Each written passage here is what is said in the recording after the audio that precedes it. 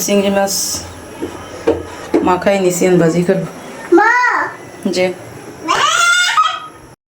এই ঘুরতে আছে সে কোথাও বইবে না, খালি হাঁটবে।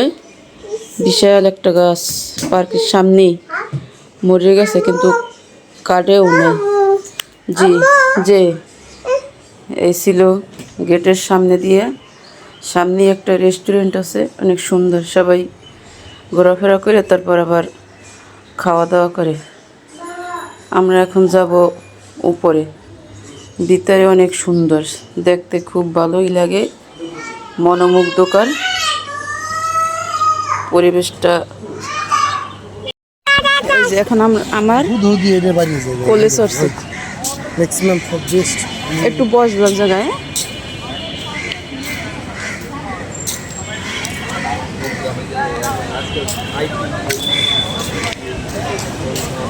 আনমনে সবাই ঘুরতে আসছে, বসে আসছে।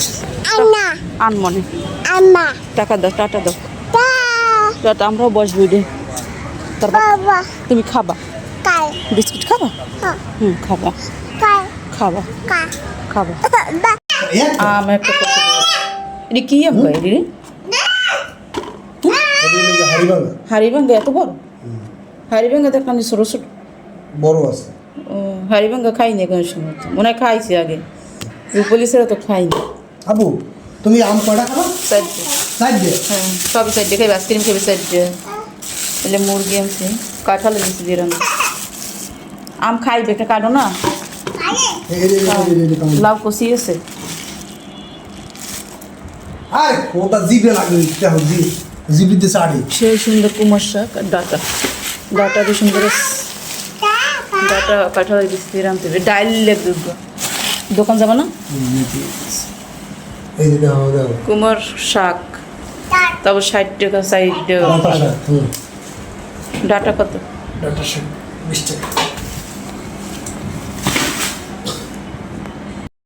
বাজার নিয়ে এসে পরে মাংসটা কাটতে নিয়েছি, আর তরকারি সব রয়েছে, কারণ মাংসই রান্না করব কাঁঠালের বিচি দিয়ে। পরে অর্ধেক রাখছি ফ্রিজের, অর্ধেক রান্না করতে আসছি। কাঁঠালের বিচিগুলো পরিষ্কার করে রাখছিলাম আগেই, এখন এই রান্নার জন্য আসছি। রান্না চড়াই দিয়ে তারপর অন্য অন্য তরকারি কাটবো। মাংসটা চড়াই দিছি, দিয়া কষাইতেছি, তারপর মাংস হইতে থাকবে, আর ওদিকে আবার তরকারি আছে, সেইগুলো আমার কাটতে হইবে। এই জন্য মাংসটা ভালোভাবে নাড়াচাড়া দিয়ে তারপর আমি এখন যাইতেছি, কারণ ছেলে নিয়ে তো পারা যায় না। এখন তরকারিগুলো কাটবো।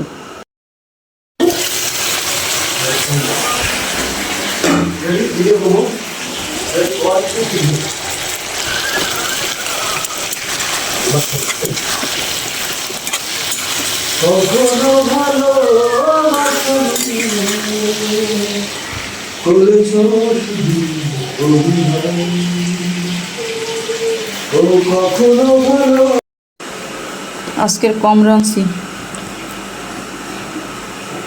কারণ আমি খাই একবেলা, থাকতে হয়, এই জন্য পরিমাণে কম। কাঁঠালের বিচি দিয়া মুরগির মাংস, সেই স্বাদ খাইতে।